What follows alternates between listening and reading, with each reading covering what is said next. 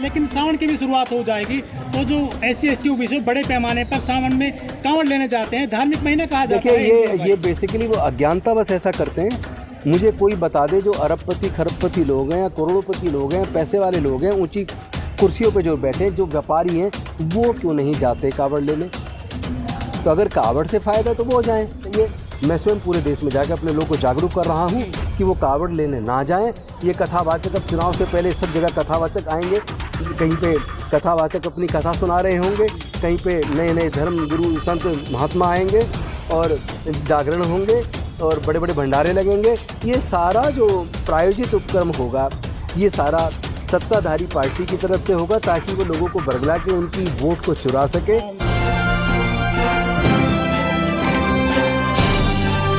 आप देख रहे हैं पब्लिक आवाज TV।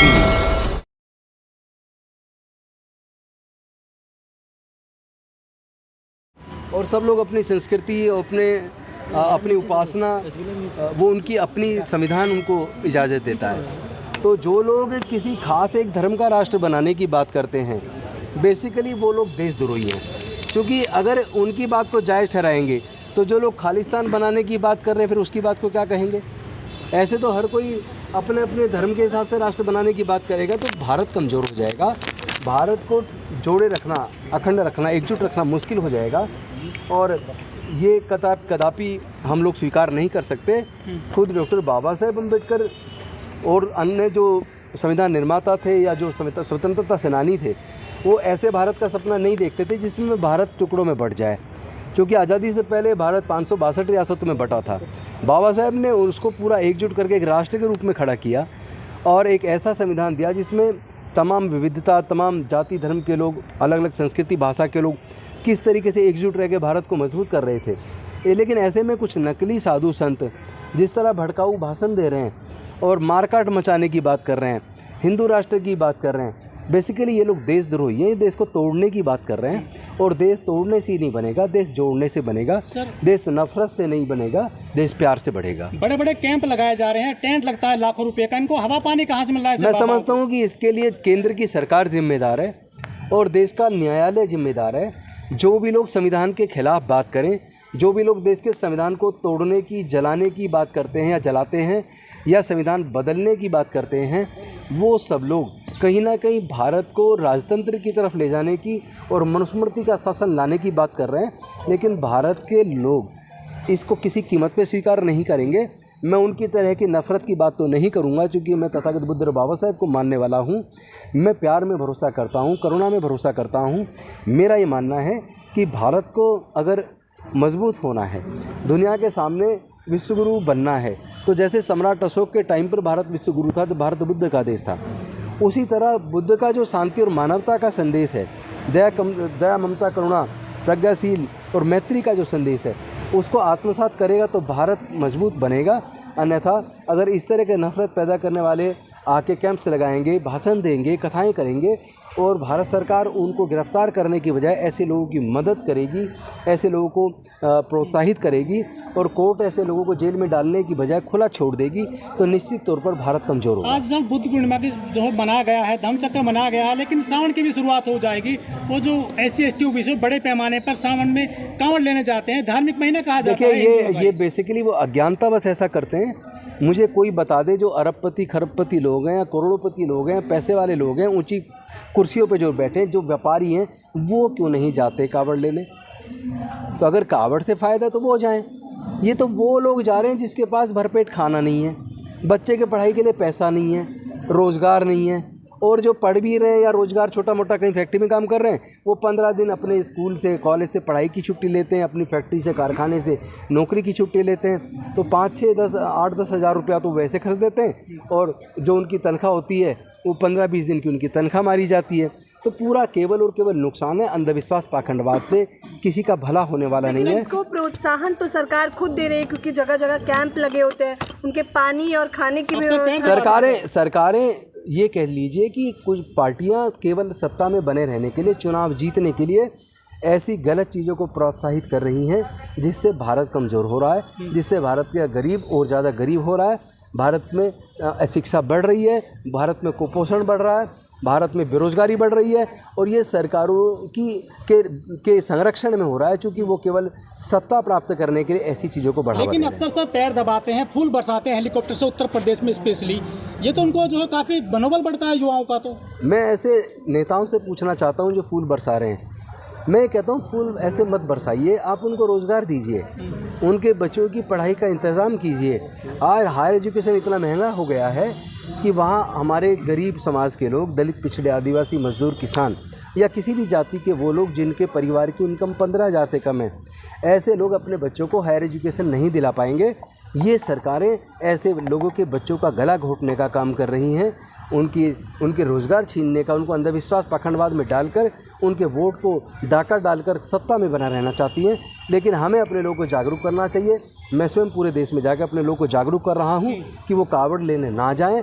ये कथावाचक अब चुनाव से पहले सब जगह कथावाचक आएंगे, कहीं पे कथावाचक अपनी कथा सुना रहे होंगे, कहीं पे नए नए धर्म गुरु संत महात्मा आएंगे और जागरण होंगे और बड़े बड़े भंडारे लगेंगे। ये सारा जो प्रायोजित उपक्रम होगा, ये सारा सत्ताधारी पार्टी की तरफ से होगा ताकि वो लोगों को बरगला के उनकी वोट को चुरा सके और सत्ता को हासिल कर सके। तो मैं अपने लोगों से निवेदन करूंगा, इनके बरगलावे में न आए।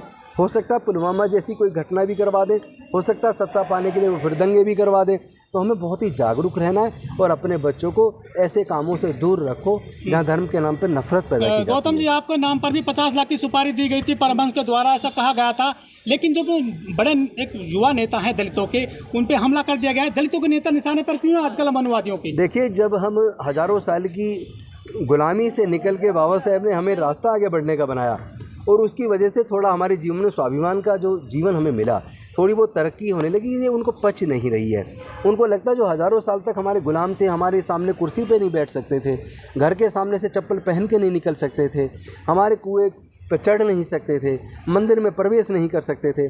आज वो लोग बड़ी बड़ी कुर्सियों पे चले गए हैं और पढ़ाई के रास्ते खुलने से ज्ञान आ गया, ज्ञान से बोलने की ताकत आ गई, अच्छे बुरे का अंतर करना आ गया। तो वो जो अपने हक अधिकार की बात कर रहे हैं तो वो उनको चुभता है, वो उनको हम लोग दुश्मन की तरह नज़र आते हैं। वो हमारी हत्या करने की धमकी देते हैं, पैर काटने की धमकी देते हैं, मारने की धमकी देते हैं, गला काटने की धमकी देते हैं। लेकिन मैं स्पष्ट कर दूं, हम डरने वाले लोग नहीं हैं, चूँकि मरना सत्य है। लेकिन एक दिन सबको मरना है। बुद्ध ने कहा हर चीज़ अनित्य, जो आया है उसको जाना भी थे, तो मरना तो है। तो मरने के डर से हम अपने समाज के हक अधिकार की लड़ाई को नहीं छोड़ सकते। एक बहुजन अफसर है ज्योति करके, उसको काफ़ी जो है वायरल किया जा रहा है। क्या और महिलाएं भी तो अफसर हैं, उनको निशाने पे क्यों लिया गया है मीडिया में? देखिए, हमारे अफसरों को ये मान लेना चाहिए कि उनका उत्पीड़न करने का वो कोई मौका नहीं चूकेंगे।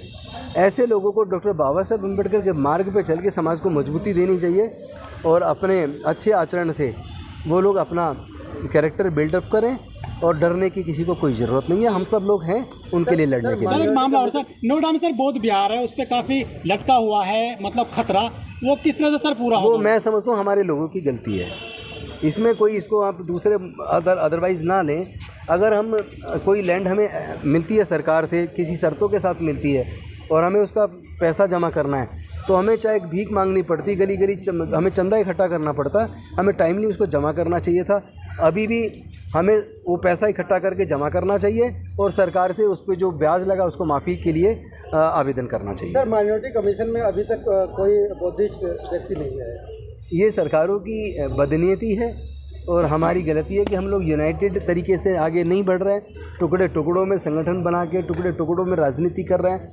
तो जब तक हम यूनाइट नहीं होंगे तब तक हमें हमारे हक मिलने वाले नहीं हैं। मैं पूरे देश में अपने लोगों का आह्वान कर रहा हूं, आप किसी भी पार्टी में हैं, किसी भी संगठन में हैं, कम से कम कॉमन मुद्दों पर एकजुट हो जाइए। हम एकजुट होकर लड़ेंगे तो उसके बाद हमें ये नहीं मांगना पड़ेगा कि माइनॉरिटी कमीशन में हमारा मेंबर बनाओ।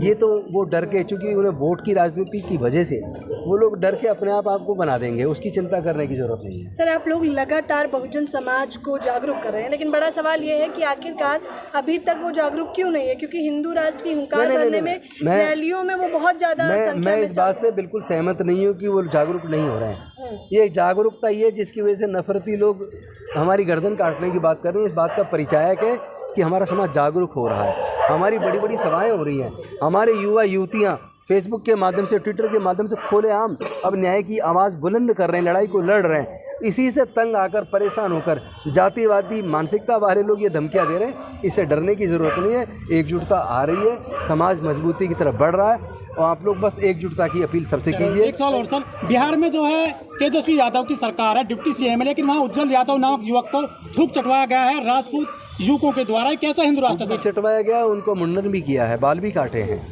और एक मैं भी देख रहा था ट्विटर पे, हमारे समाज के एक व्यक्ति को जूती में पानी भी पिलाया गया है। पानी एक के कुएं से ले लेने पे की हत्या भी हुई है। तो इस तरह की घटना पूरे देश में लगातार चल रही हैं, बल्कि अब ऐसा लगता है जैसे बढ़ रही हैं। तो दो कारण हो सकते हैं बढ़ने के। एक तो ये कि पहले लोगों की नोटिस में ना तो बहुजन सोशल मीडिया इतना एक्टिव हो गया है, उससे वो चीज़ पब्लिक की नज़र में आने लगी है। और दूसरा ये भी हो सकता है, जब आप जागरूक होते हैं और अपने हक अधिकार के लिए लड़ते हैं तो जातिवादी गुंडे वो उत्पीड़न बढ़ा देते हैं डराने के लिए। लेकिन हमारे लोग डरेंगे नहीं, हमारे लोग शांतिपूर्वक तरीके से बाबा साहब और बुद्ध के मार्ग पर चल के अपने अधिकार सुनिश्चित करेंगे। शुक्रिया।